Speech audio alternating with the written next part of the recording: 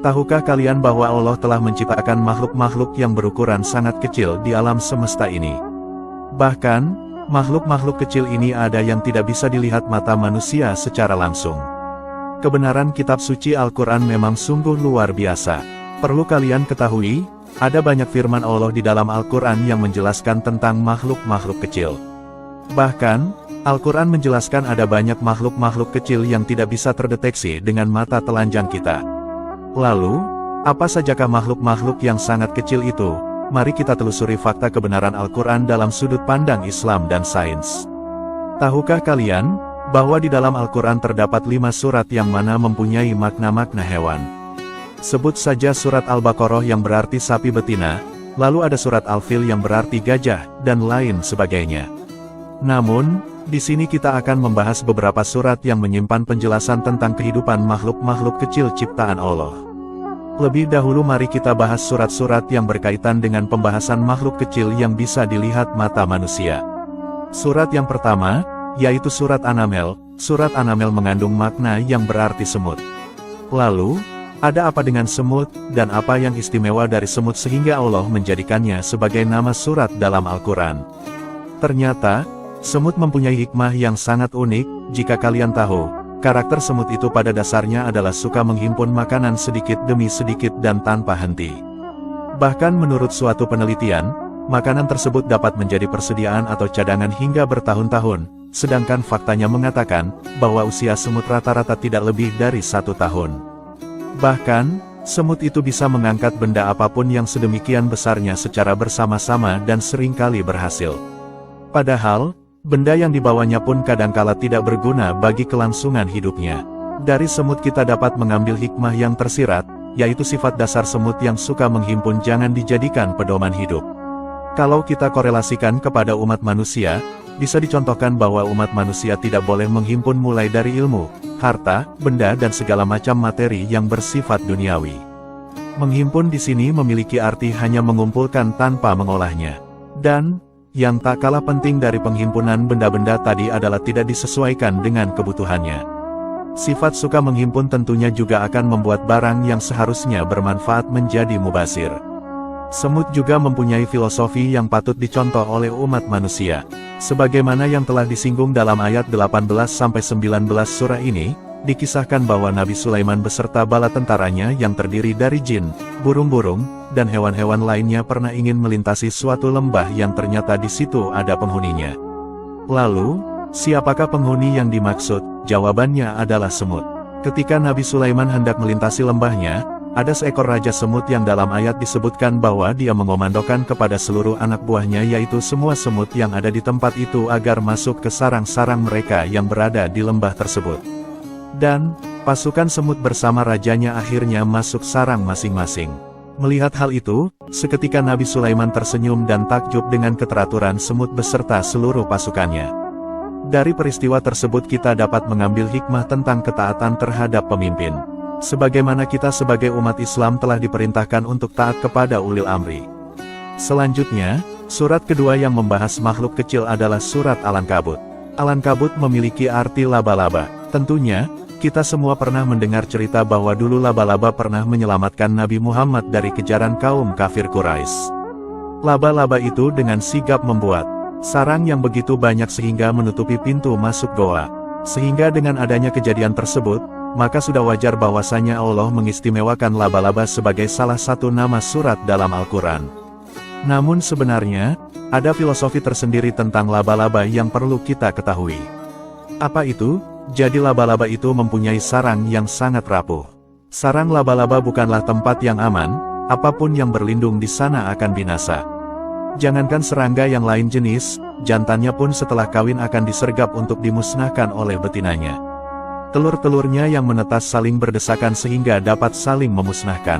Allah Subhanahu wa Ta'ala berfirman, perumpamaan orang yang mengambil pelindung selain Allah Subhanahu wa Ta'ala adalah seperti laba-laba yang membuat rumah. Dan sesungguhnya, rumah yang paling lemah adalah rumah laba-laba. Quran Surat Al-Ankabut ayat 41. Namun, laba-laba bukan berarti hanya menghasilkan sesuatu yang negatif.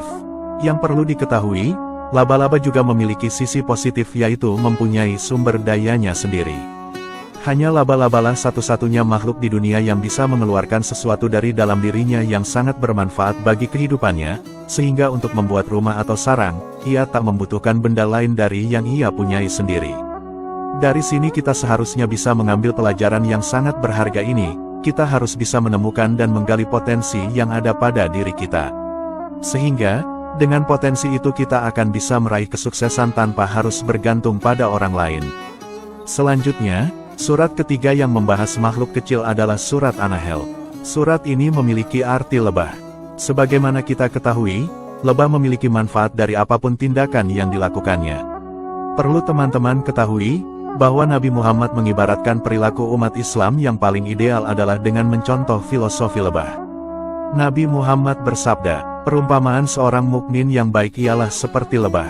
Ia tidak makan kecuali yang baik, dan tidak memberi kecuali yang baik. Hadis riwayat Tirmidzi dan Ibnu Majah. Lebih rinci lagi, lebah setidaknya memiliki 3 keistimewaan yang dapat menjadi analogi tentang karakter ideal manusia. Pertama, lebah tak merusak ranting yang ia hinggapi sekecil apapun pohon tersebut. Hal ini memberi pelajaran manusia agar menghindari berlaku yang menimbulkan mudorot atau kerugian terhadap orang lain. Lebah memang datang untuk makan, tapi ia tak ingin merusak untuk kepentingannya pribadinya itu. Bahkan, kerap kali lebah justru berjasa dalam proses penyerbukan sebuah bunga yang ia hinggapi. Kedua, lebah makan sesuatu yang baik-baik, yakni saripati bunga. Sama halnya dengan seorang muslim yang diperintahkan untuk hanya memakan makanan yang halalan thayyiban. Dan yang ketiga, lebah hanya mengeluarkan sesuatu yang baik yaitu madu. Ini yang seharusnya dimiliki oleh seorang muslim sejati.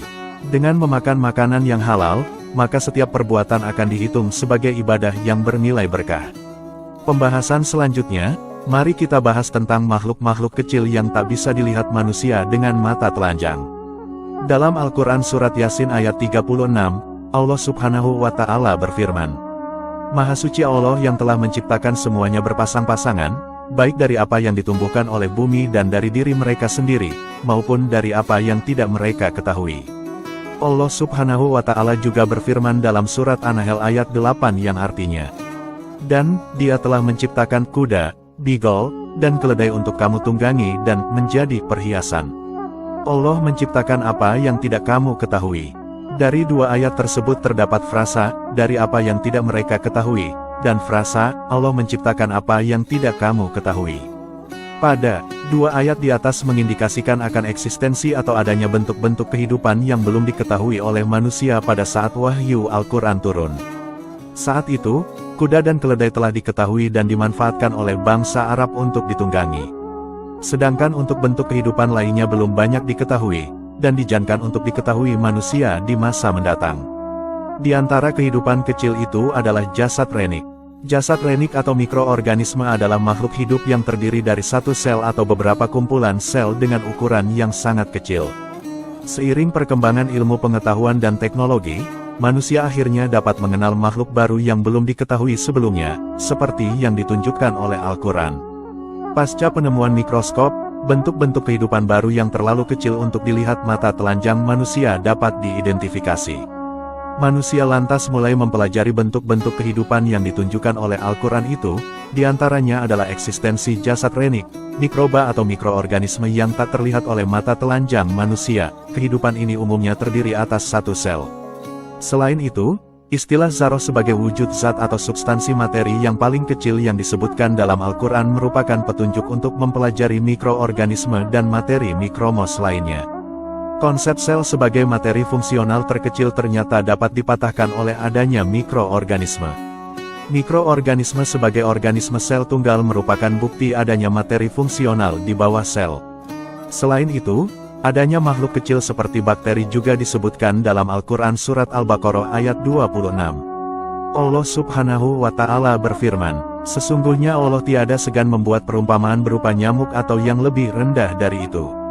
Adapun orang-orang yang beriman, maka mereka yakin bahwa perumpamaan itu benar dari Tuhan mereka. Dan adapun mereka yang kafir mengatakan, apakah maksud Allah menjadikan ini untuk perumpamaan? Dengan perumpamaan itu banyak orang yang disesatkan Allah, dan dengan perumpamaan itu pula banyak orang yang diberinya petunjuk. Dan tidak ada yang disesatkan Allah kecuali orang-orang yang fasik.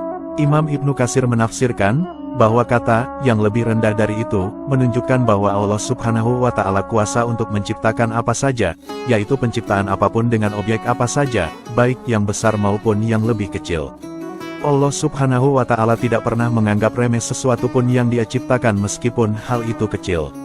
Orang-orang yang beriman meyakini bahwa dalam perumpamaan penciptaan yang dilakukan oleh Allah memiliki manfaat bagi kehidupan manusia. Sebagaimana Allah menciptakan bakteri, meskipun memiliki ukuran yang sangat kecil, tetapi keberadaannya memiliki manfaat yang besar bagi kehidupan manusia, hewan, dan juga tumbuhan. Sekian contoh yang telah disebutkan di atas menguatkan peran serta makhluk mikroorganisme dalam kesinambungan kehidupan di bumi. Penemuan berkat hasil penelitian yang dilakukan manusia, merupakan sebagian kecil ilmu-ilmu Allah yang telah diberikan kepada manusia. Maha suci Allah yang telah menciptakan kehidupan yang luar biasa ini. Wallahu a'lamu bishawab.